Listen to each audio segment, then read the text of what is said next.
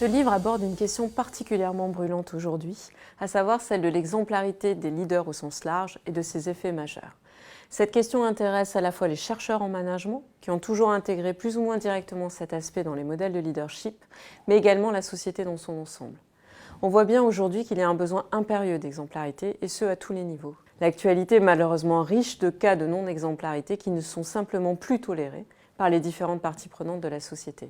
Cet ouvrage a pour objectif de revenir sur ce que signifie être exemplaire, sur les conséquences majeures de cette exemplarité ou de son absence, et interroge aussi la difficulté de beaucoup de leaders de rester exemplaires dans le temps.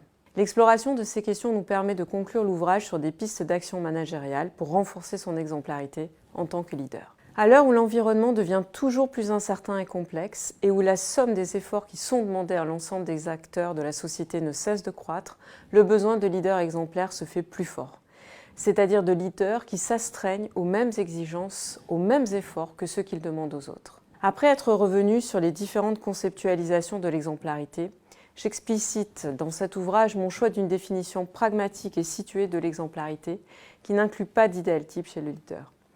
J'explique aussi mon choix du terme leader qui, bien qu'il ait l'inconvénient d'être emprunté à la langue anglaise, a le mérite de désigner différents types de figures dont on attend, dont on a besoin qu'elles soient exemplaires.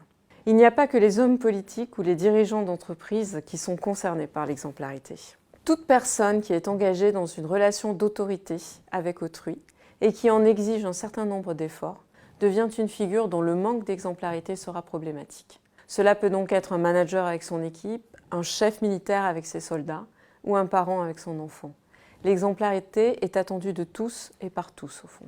En termes de conséquences, l'ouvrage revient sur les effets positifs de l'exemplarité sur l'apprentissage, la satisfaction et la volonté de coopérer. Il montre aussi qu'à l'inverse, quand les leaders ne sont pas exemplaires, la confiance peut être brisée et l'insatisfaction, voire la contestation de leur légitimité peut s'installer. Enfin, l'ouvrage met en lumière l'influence potentiellement négative du pouvoir sur la capacité à rester exemplaire dans le temps. En conclusion, l'exemplarité est un concept simple, compris de tous depuis toujours, mais dont la mise en œuvre au quotidien relève d'une exigence et d'une vigilance personnelle forte.